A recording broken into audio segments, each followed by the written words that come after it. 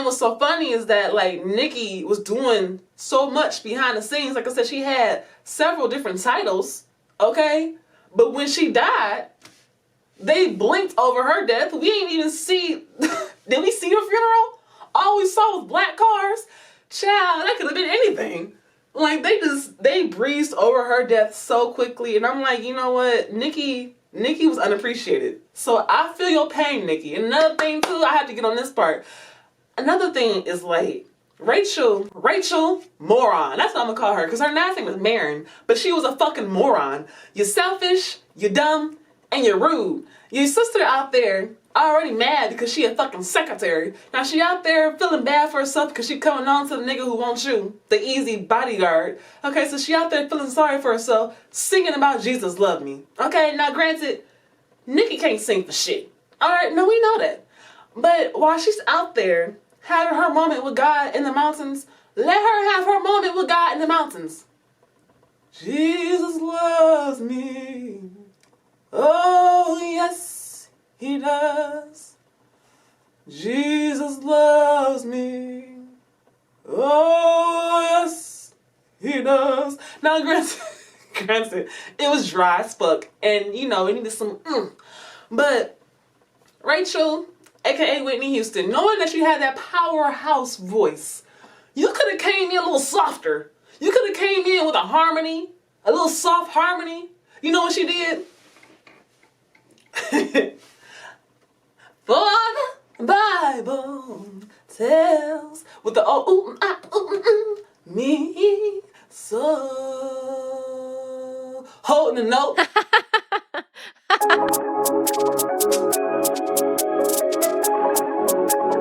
What's poppin', everyone, and welcome back to Pure Glass Podcast, my creative space where I keep things all the way transparent about these movies. Alright, y'all, so in this video, we're gonna get into The Bodyguard. Look, honey, I love this movie. I love me some Whitney Houston, okay? But we gotta get into the nitty gritty. This shit was a shit show, okay? From start to finish. Everyone was stupid, irresponsible, careless, reckless, and stupid. Okay, so look, first of all, we gotta get into the intro. So how dramatic is this? Like, The Bodyguard. Now, I haven't seen this movie in years, yo, so I had watched it recently, and I'm like, you know what?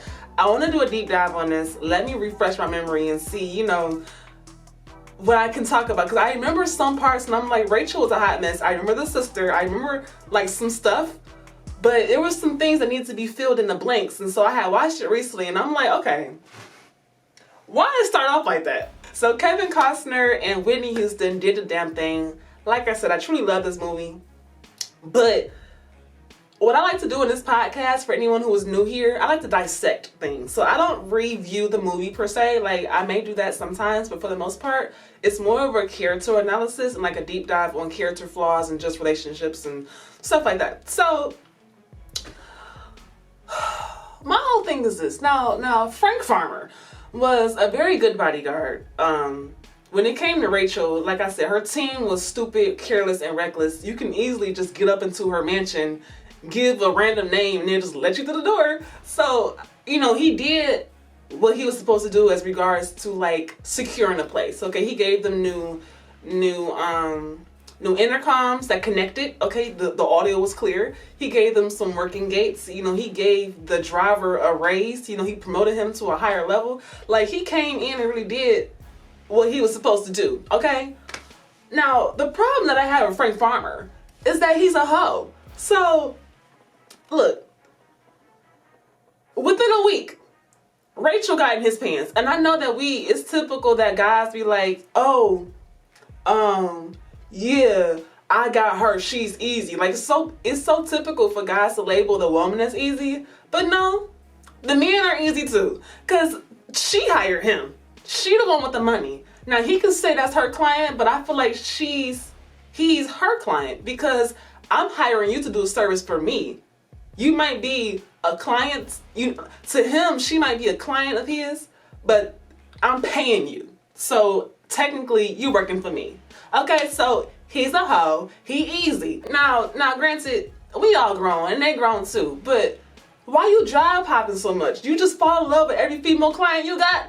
Like, and then he gonna sit there and make a joke. Talking about, the last girl I was with, I couldn't protect her and she died in my arms.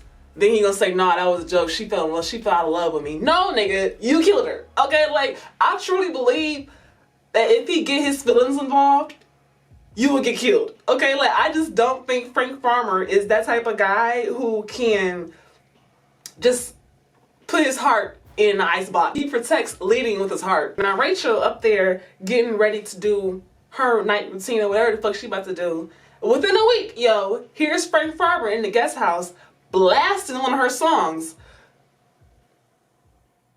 Okay, I have to just reenact the scene because it's just, this shit pissed me off all these years later. I'm like, bro, you in the glass house. Imagine being in a greenhouse with plants. You have a TV in there and you have the volume to 100. You know how loud that is? You know, because of the house, the glass house, it's gonna echo. So this fool was sitting like where I'm sitting there from the camera, he was like that from the TV, inching in closer to hear her sing, I wanna run to you. Ooh. Now granted, I love that song, and I love me some Whitney. Okay, that girl has a powerhouse voice, but nigga, why was you listening to it so loud? Like, were you trying to get her to notice you? Were you trying to see like, hey, yeah, I want to do more than just protect you. Like, I want to be the fool. Like, what was he trying to do? I'm just trying to understand why was he blasting that shit so loud in the glass house. Okay, so enough for Frank Farmer. Now, like I said, he's a hoe, and he probably would have fucked Nikki too if she wasn't so insecure. Because he was kind of, you know, when he was scoping the scene, scoping the property, scoping everyone out, he was, what he do?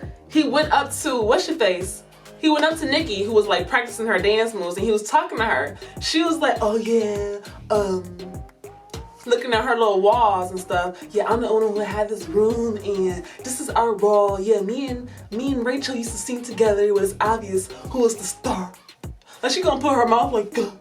And I'm like, girl, you was just giving insecure and jealousy from the get-go. Like, you can try to hide it all you want to, but that shit ain't right. And another thing, now Rachel, I'm gonna say Rachel for last because Rachel ain't shit, but Nikki, being the older sister that you are, why would you allow your sister to give you the title of a secretary? Now that is just disrespectful on so many levels, and I just don't understand why you ain't put your foot down. Now, granted, she may have had the stardom and the fame, but if you out there watching her, kid, okay, being at her beck and call, taking pictures of her and other fans, bitch, you're not the secretary, okay? I would've got on her ass. Now, Nikki, you know, being she just meek and quiet, but you can tell it was eating her up. That's why she wanted to kill her ass. Now, I'm surprised that no one in her team, actually, I'm gonna stop saying that, because these people are stupid. I'm irritated that no one on her team knew that it was someone personal that was sending these death threats, because everything in these letters was coming from someone who is related to someone. Like, excuse me. If I'm a random fan to like Alicia Keys or Beyonce, and I just don't like them because they stardom, the last thing I'm gonna write in my death threat is, you have everything and I have nothing. I don't want you alive because you have everything I want. What? I'm gonna say something like, I hate your music, your breath stinks, your husband cheated on you. Like, I'm gonna say something like, not something personal that I'm putting out there. You know what I'm saying? Like, Nikki was just letting her insecurities and her jealousy get the best of her, okay? And she even tried to get Fletcher killed. Now, I know it wasn't intentional, but the girl was just local. So,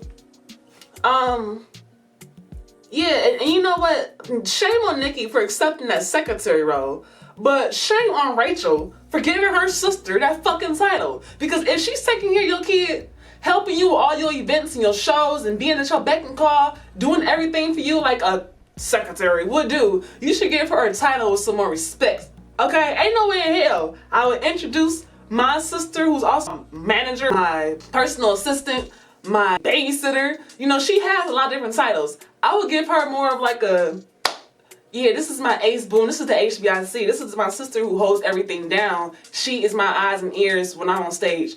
Something like that. This is Nikki, the sister secretary. Dog.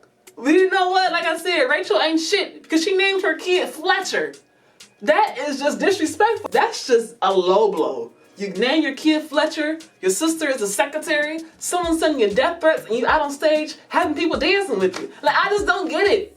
The girl was reckless and stupid as fuck. Like, whew. Let me bring it in. Bring it in. This is just a movie. These people aren't real. These people aren't real. But still, when I watch this, and I know how people be like, oh, it's such a great movie. And it is. I think the soundtrack makes it a good movie. But if we mute the sound and watch the movie, y'all, is it really that good? Frank Farmer is so easy. And her team is so stupid. Like, how could anyone be this careless? And then you can't really get mad at Rachel because it's not like she knew that she had this problem going on. But then again, after it was brought to her attention, she was still not trying to have any safety precautions. She wants to be out on stage having people dance with her, then telling Farmer to stop. Have him dance with me. Bring him up here. Like, this is why, like, I want to be successful. I want to have my little bubble of happiness and shit, but I don't want to be famous. You know what I'm saying? Because I don't want more stalkers. I've had stalkers, and I'm just a regular person. I don't want big stalkers. I don't want people just doing the most. Like, can you imagine that? Okay, and then this is stuff that we deal with in the regular world. We have like our siblings, close friends, people hating on us. It's elevated when you are a celebrity because it's like people really want what you have and they mad because they feel like you stole what was supposed to be theirs. Like, duh. And then what's so funny is that like Nikki was doing so much behind the scenes. Like I said, she had several different titles, okay? But when she died, they blinked over her death. We didn't even see, did we see her funeral? All we saw was black cars. Child, that could have been anything. Like, they breezed over her death so quickly. And I'm like, you know what? Nikki was unappreciated. So I feel your pain, Nikki. And another thing too, I have to get on this part. Another thing is like, Rachel, moron. That's what I'm gonna call her. Because her last name was Marin. But she was a fucking moron. You're selfish, you're dumb, and you're rude. Your sister out there already mad because she a fucking secretary. Now she out there feeling bad for herself because she coming on to the nigga who wants you, the easy bodyguard. Okay, so she out there feeling sorry for herself, singing about Jesus love me. Okay, now granted, Nikki can't sing for shit. Alright, no, we know that. But while she's out there having her moment with God in the mountains, let her have her moment with God in the mountains. Jesus loves me. Oh, yes, he does. Jesus loves me. Oh, yes, he does. Now, granted, it was dry as fuck, and you know, it needed some But Rachel, aka Whitney Houston, knowing that you had that powerhouse voice, you could have came in a little softer. You could have came in with a harmony, a little soft harmony. You know what she did? For the Bible tells with the me so holding a note, just like putting it in her face like oh yes he does, for the Bible tells me so. Like, Rachel ain't shit, bro. That scene irritate my soul, cause I'm like, I hate when people do that. Like, you got that one friend that be singing all the time, and they singing one of your favorite songs, so you want to sing. Oh, let's say no. You got that one friend that be singing all the time, and so your song come on, and you singing a song like, it's the God in me. Hey, it's the God in me. You might not be the best singer, but you singing a song. Here come your friend with the big voice. What is it with it you see when you see me? They're singing over you and shit. You immediately give them that look like, if you gonna shut up, can you just harmonize with me? You ain't gotta overpower my voice. Let me just have my moments. Let Nikki have her moments. But no, Rachel couldn't have that. Rachel needs the spotlight, okay? Goddamn, like, fucking Rachel. You know what? Aside from Frank Farmer being a full-service bodyguard, I have to say, again, he did the damn thing. He was doing his job. He came in, secured the place, and elevated people's titles and statuses to let them know that he was not the one to be fucked with. Unfortunately, he happens to lead with his heart, but, child, and I don't think that their relationship would have worked out anyways, because he seems like, yeah, he would protect you, but I don't know. Frank Farmer just seemed very simple and boring. It's just very vanilla. But that's just me. I think the reason why I love this movie so much is simply the soundtrack.